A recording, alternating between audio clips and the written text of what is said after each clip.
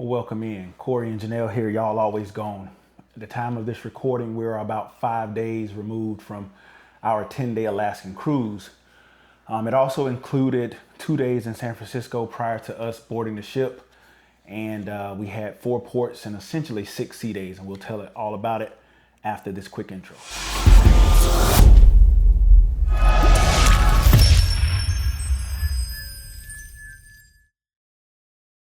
Okay, so like I said, we flew over to San Francisco a couple of days early because we've heard so many horror stories about people missing the ship, flights being delayed and all that. We didn't want that to be us. And I had never been to San Francisco. Jade had never been to California at all. So we decided to extend the trip a little bit. I'm not going to go into too much detail about the Hotel Fiona as we are going to have a separate video posting where we stayed, but it was a quaint little hotel. So starting with San Francisco and the whole sort of flying to port process. What'd you think? I didn't like it. I didn't like the boarding process as far as like having to fly. We normally leave from Florida. We leave from Miami. We leave from Orlando or Port Canaveral, or we might leave from Tampa.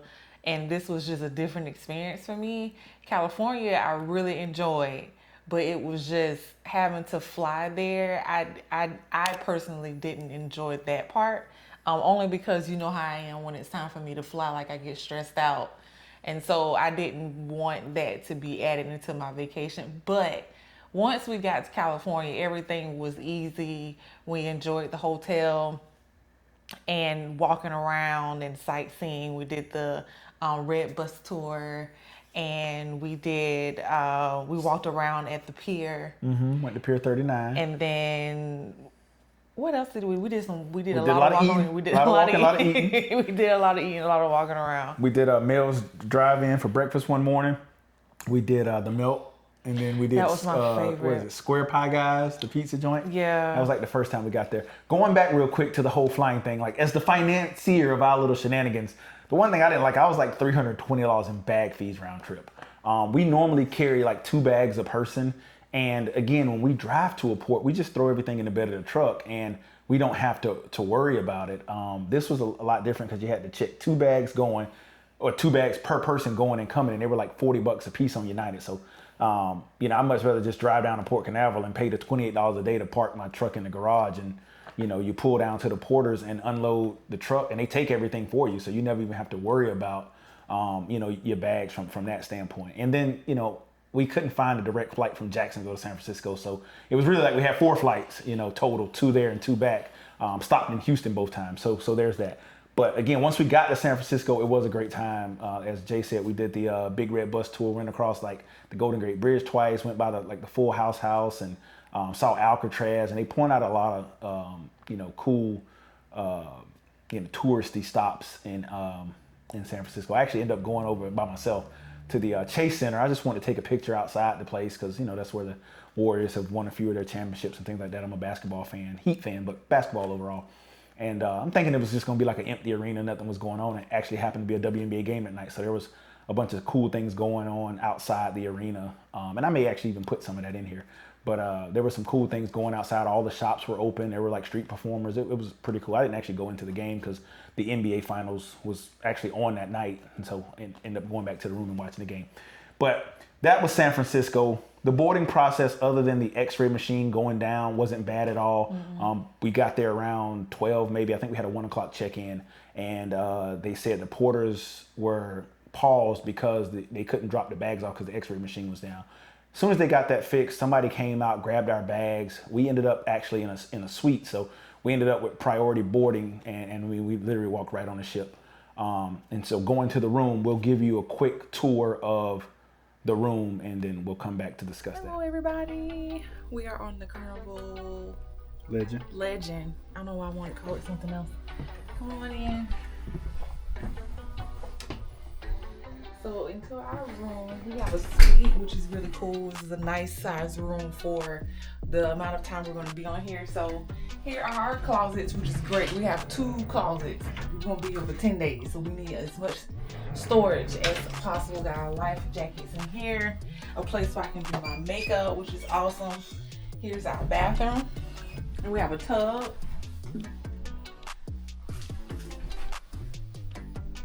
our second time having a tub on a cruise ship. When we did the family harbor suite on the Vista, it actually had 2 bathrooms, and one of them had a tub.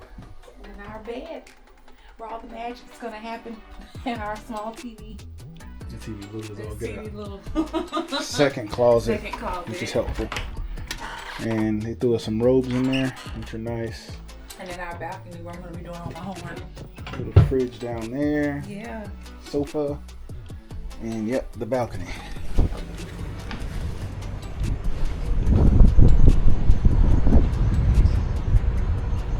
there's the beautiful San Francisco.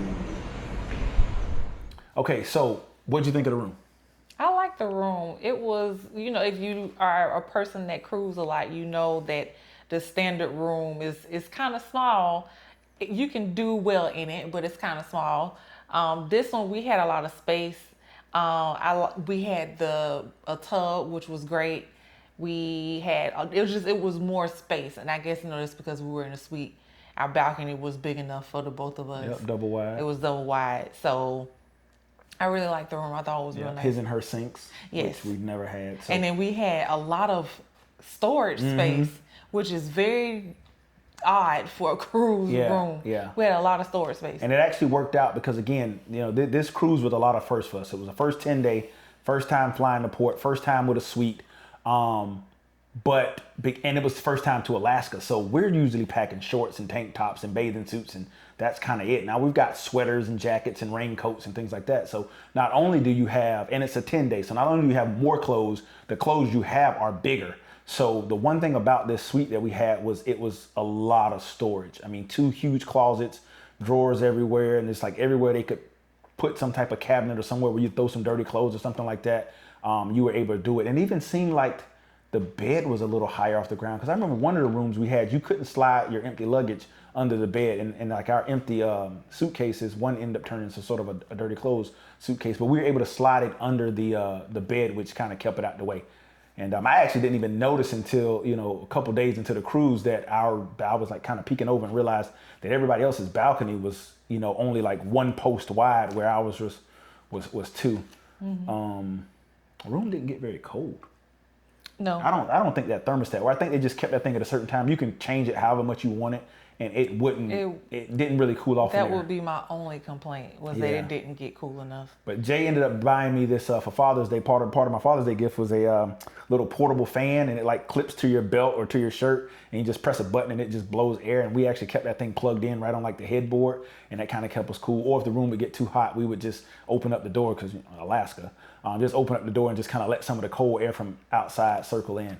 So that was cool. Started out with 2 sea days, which gave us a chance to kind of explore the ship a little bit. And I'll show you around here. But overall, what did you think of the ship itself? I really liked the Legend. I thought the ship was really nice. It has it's kind of like those older features of a cruise ship. So I thought it was really neat. Because, we're used to seeing those newer ships, the Mardi Gras and the Horizon, everything is so modern. You didn't have that with this ship. This ship was kind of older. So yeah, I enjoyed not having so many people on the ship. Right. So I think they said we had about 2,700 or so, where like our last cruise, I think, was almost 5,000 on the Mardi Gras. And this ship has recently been dry docked, so it had the Heroes tribute. I'm not sure what all they upgraded. I mean, we had a really, really, really tiny TV in the room. I was surprised at that. But they had the Heroes tribute bar, which all the ships are getting whenever they go in for dry dock. But it was missing some things that, like it didn't have the big chicken. It did have a place called Seafood Corner, which was a lot like Janelle's Seafood Shack. She loves her seafood. But there was no like Guy's Pig and Anchor. There wasn't there was a Fahrenheit 555, but there was no Italian restaurant. There was bonsai sushi, but no hibachi. So, it missed some of the things that we've enjoyed from the XL class ships. But all in all, it was pretty good. I think they have the same issue that we do here in Jacksonville with smaller ships, because they have to go under the bridge. So we actually end up sailing under the Golden Gate Bridge. So I don't know if that's the limit on it, or if it's the Alaskan ports themselves. But started out with 2 sea days, and our first port was Ketchikan. No, first port was Juneau. First port was Juneau, capital city. And What did you think of Juneau overall? I think Juneau was very beautiful. I'm trying to remember exactly what we did. So I tell you, one of the things we did was we drank a margarita. Yeah, we did, and that margarita was very strong. Very strong. I like my margaritas, but I couldn't handle it. It was too much. So we got off the ship, and there was like this little sort of port area, like a downtown, the shops and the restaurants and all that little stuff near the port. Mm-hmm. And we ended up walking to this it's like a food truck area. So it was like 2 bars and then like 3 or 4 little food trucks, and they had some covered seating and things like that. So we walk up to the lady and just kind of ask her, hey, give us something sort of uniquely Alaskan. I don't want to sail to Alaska and then order a Stella, I want something that's kind of, and so she's like, oh yeah, we have some Alaskan beers and like some IPAs that are Alaskan, and then we have margaritas on tap. I was like, margarita on tap? And Janelle was like, count me in, and she goes over and literally pulls a tap and pours out a margarita, and Janelle was like, this is the strong, I don't know what kind of tequila got in it. This is the strongest margarita she had ever had. So yeah, it was too much. That was pretty funny. And then Juneau was also Olga.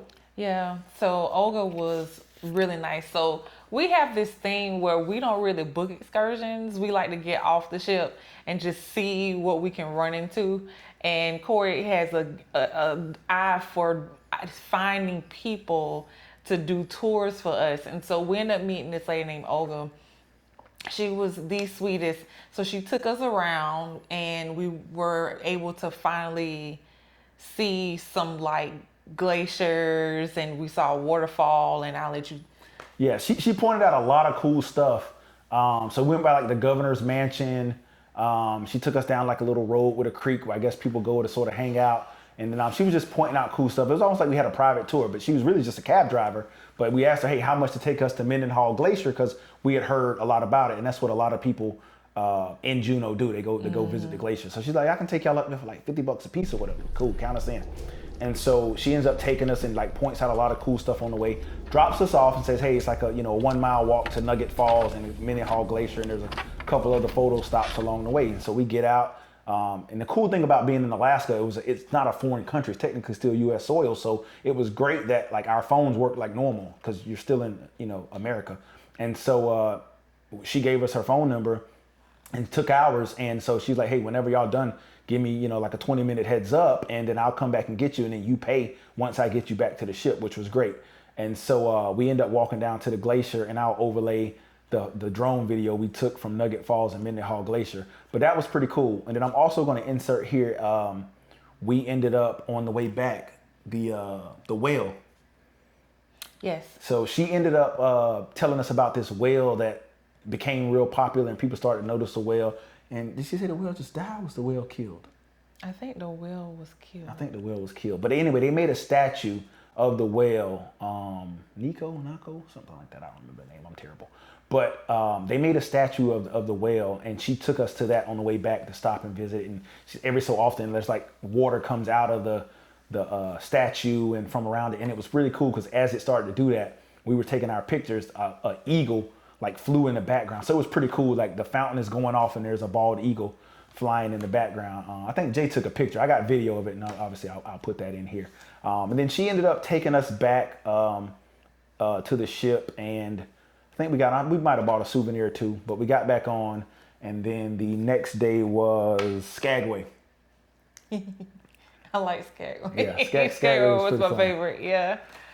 Skagway was my favorite because of the train ride. The train ride was just out of this world. No matter what video or pictures we took, what we were seeing with our eyes was it was absolutely stunning. It was beautiful. Just God creation. It was just beautiful. Yeah, and I'll post some of the better ones. I'm going to put some of the better videos in here in this video, but I'm also going to post a totally separate video of just the train ride. As much of the cool, I probably recorded a solid 30 minutes of train stuff because it was an hour and a half up and an hour and a half back. So we were on the train for 3 hours. I didn't record the whole thing, but I recorded quite a bit. But I'm going to post some of the cooler moments, crossing over bridges and going through the tunnels and little things like that. But again, as Jay said, the camera takes some of the depth away. You don't realize how high you're up or, how tall something is or how far away something is. once we went back and looked at what we actually saw with our eyes, I was like, yeah, it looks good, but not like it did, in person. So if you ever go to Alaska for any reason, or you're in Skagway, definitely do the Yukon route trail ride. Yeah. And I meant to wear my hat in this video, but they have a hat that you can only purchase on the train. They don't even sell it in the gift shop. So it was kind of cool. Once we got back on the ship, people were wearing their hat. We know they actually did the train ride as well. And that was a pretty cool excursion. Like I said, it took about 3 hours. You do an hour and a half up, an hour and a half back, and they got a couple of split tracks, so it was pretty cool. Where there were times you were passing another train, and I mean, you could almost reach out and high five somebody, how close they were. That was pretty cool. And then there were certain times you go through, and like you can look down, and it's just like, oh man, if these tracks give, it's a long way down, and there's like nothing there. And sometimes you're like really close to a wall. There was one video in particular where I kind of poked my head out, and if I wasn't paying attention, I literally could have headbutt the mountain because you're driving right up against it. But it was really good, and the narrators were very informative. I mean, one dude was so good. He came by at the end, and he was the one that, like, he was taking tips, but come by and just kind of, he's like, hey, I want to introduce myself, and kind of put a face with the voice. But we thought it was a recording the entire time because that's just how fluid he was. And I guess, doing it a couple times a day for 6 months out the year, you get pretty good at it. But Buddy was so good, we thought he was a recording, and he came out, no, it was me, blah blah blah. So that was pretty cool. And then we got off and we kind of walked around a little bit, bought some souvenirs. I think I sent some postcards from there. We went by that one place and had a burger. We didn't go to the bakery, did we? We thought about it, but never did. We thought about it, but we didn't. Okay. Picked up some souvenirs and just kind of walked around a little bit, and then we ended up getting back on the ship. The next day was supposed to be Tracy Arm Forge, but I guess they said there was too much ice in that particular forge, so they ended up diverting us to one called Endicott Forge. Again, this is sort of it's almost like a dead end between, mountains and glaciers and stuff. And it's supposed to be just like a down and back. It's almost like, I say, a glorified sea day, but there is an excursion that you can purchase where a little boat comes up to the side of the ship, and you actually get off the ship. I mean, it slows down really, really slow. Actually, I think it might have came to a stop, but the ship stops, and then a little boat will come up, a smaller boat, and then the people that pay for that excursion get off and then go deeper into the glaciers. That's something you can do on that particular day. But for anybody that doesn't get off the ship, it's essentially a glorified sea day. But it's kind of cool though, because us having a balcony, or if you wanted to go up top, you can sit out and just see, just all kinds of cool stuff. We were floating by some big chunks of ice, and it's weird because when you're on the ship, they don't look as big as they were. And then we see like a speedboat go by and realize this thing is like 10 times the size of the speedboat. Yeah. But until you had that boat in the frame, you had no reference for how large that chunk of ice was. And that was pretty cool. So we went down the forge, spun around, came out, and then stop 3 was Ketchikan. What'd you think of Ketchikan? I had a good time at Ketchikan. Ketchikan. Now, the craziest thing, so we ended up going, everybody talked about the Great Alaskan Lumberjack Show, which we ended up doing. We were able to get tickets, and we went. It was pretty cool. It's like a competition, this side versus that side. So half the arena or the stadium were cheering for the Canadian side, the Dawson's Creek, and then the other side was cheering for the American side, Spruce Pine, I think it was called. And it was 2 lumberjacks per team, and they would compete in probably 9 or 10 different activities: climbing, cutting with a chainsaw, cutting with an axe throwing, all these different things. And you cheered. Ran across the log. Yeah, ran across the log. So you would cheer your guy and boo the other guy. And then they put on a really, really good show. So we ended up doing that. My favorite was Lasagna Joe. Yeah, Lasagna Joe. He was the host. He was really, really good, man. Really good at his job. Kept everybody entertained, kept the flow going. And they had some little skits and stuff they did. And, they were, I don't say corny, but they was like predictable and stuff. It was funny. It was real funny. And then we ended up leaving there. We went by the fire station, which was cool. They ended up giving me a patch, which I wish I had here in the video. Maybe I'll post a picture of it. But they ended up giving me some patches, and I guess they have a t-shirt vending machine, but I didn't end up buying a t-shirt.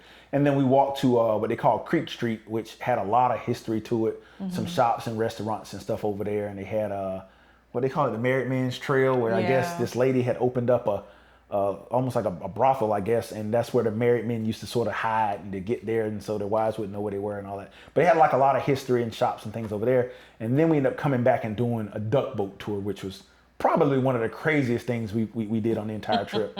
You want to talk about the duck boat a little bit? So the duck boat is this humongous truck that actually can drive into the water, and it floats, or it's like a boat. Yeah.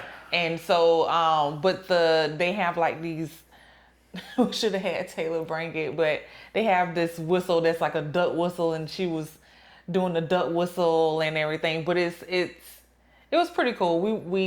They take you on this tour around and show you all of the parts and things like that.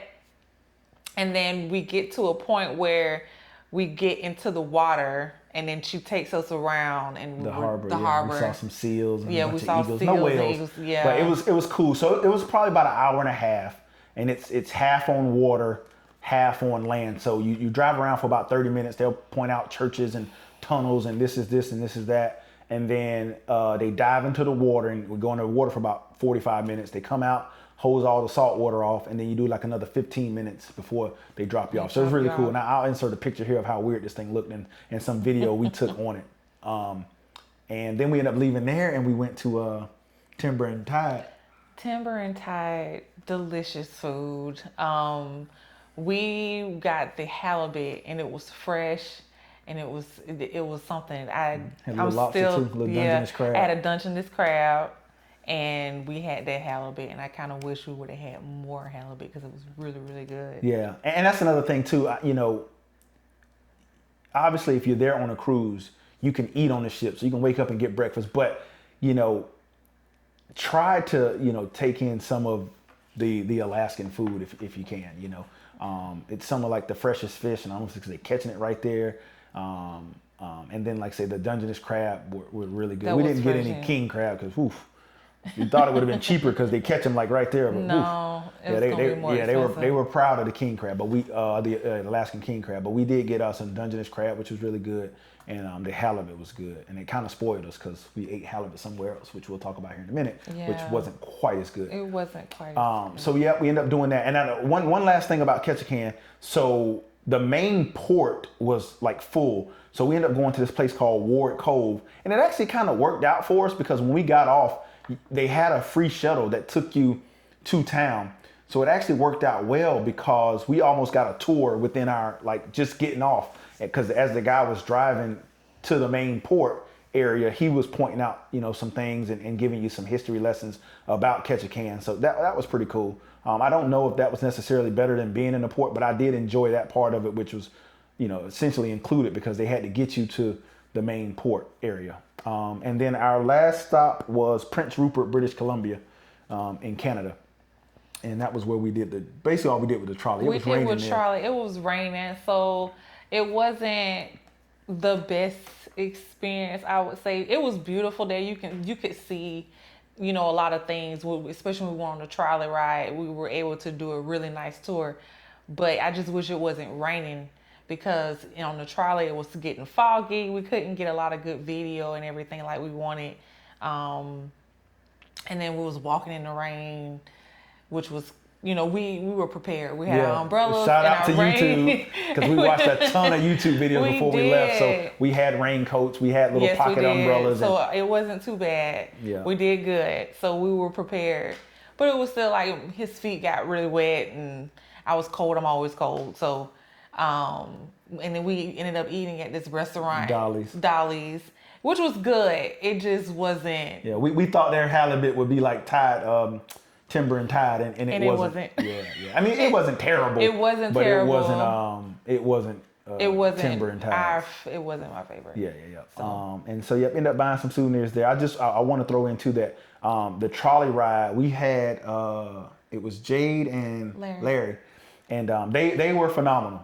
Yeah, Larry know his stuff. Yeah, man, real, just like detailed on every little nuance. Something. And the other thing I love too, he would go on these diversions, but like if I get sidetracked, I forget where I was. He would go down a rabbit hole and then come right back to where he had left off with whatever interrupted him. He'll come right back to it. And I thought that was like you can tell he both of them thoroughly enjoyed what they do. Mm-hmm. So we got back off the trolley and we ate, and like I said, we went back on the ship a little early because just the weather wasn't the best. We did go by. He pointed out they had a spot where we can get off and took a picture next to a totem pole, and we'll throw that in right here. That was about it. Those were the 4 stops, and those were the things we did. We got back on the ship, and then we had 2 more sea days before getting back to San Francisco.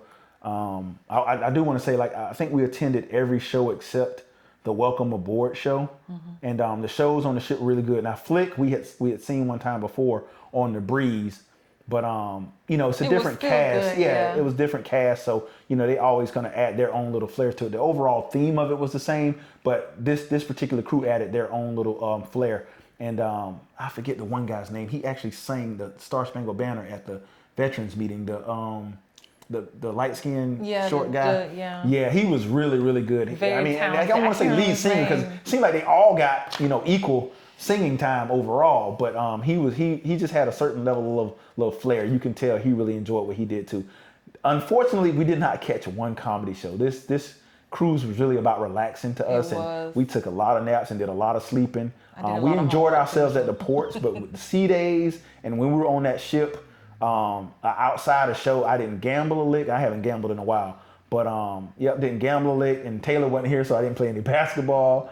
And we didn't. Normally we make at least 1 or 2 comedy shows, and then they swapped comedians in Juneau, so you had a different set going out the first 2 sea days, and then after Juneau, and you had a second set coming back home. But we didn't catch any of them. It was my fault. I still could have went, but it was just one of those things where I didn't really want any PG comedy. I don't know if that makes me a heathen, but I didn't really want any PG comedy, and the R-rated comedy was just starting and so late. Kind of late, but it was because it was hard for us to get adjusted to the time difference on the ship, and now that we're back home, even though we're 5 days in, we're still having a hard time with our bodies. I'm wide awake. It's like I'm not even sleepy at like midnight. The only other thing before we close, because I see this is getting long, the sunsets. Yeah. That was like the weirdest thing. So our times in Juneau were 2 to 10, and we got back on the ship and it was still bright outside. And it was like, what in the world? This is like crazy. And then you turn on the TV to kind of see where you were. They had like a page that showed your speed, cruising speed, direction, where you were, and it would say sunset and sunrise in your location. And like the day we got back on, it was like 11:14. Sunset was 11:14 that day. And just for craps and giggles, I ended up looking up, because Fairbanks, Alaska, we didn't go there, but Fairbanks, Alaska is even further north.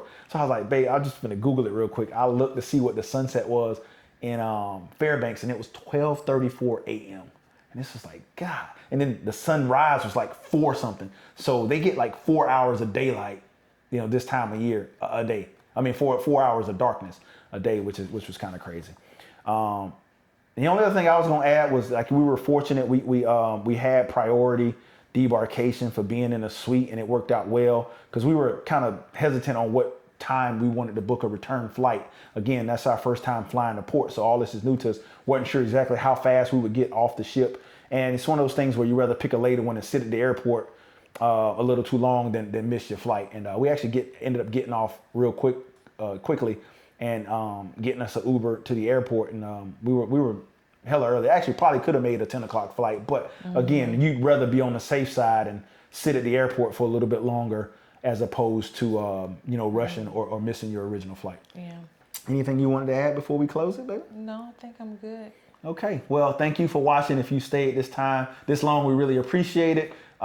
If you have any questions about Alaska, any comments, any things you did, drop us a comment. We don't get a ton of them, so I'm still at the point where I can respond to all of them. We respond to just about every comment we get. And share the video if you think it'll help anybody, and click that subscribe button. Thanks for watching.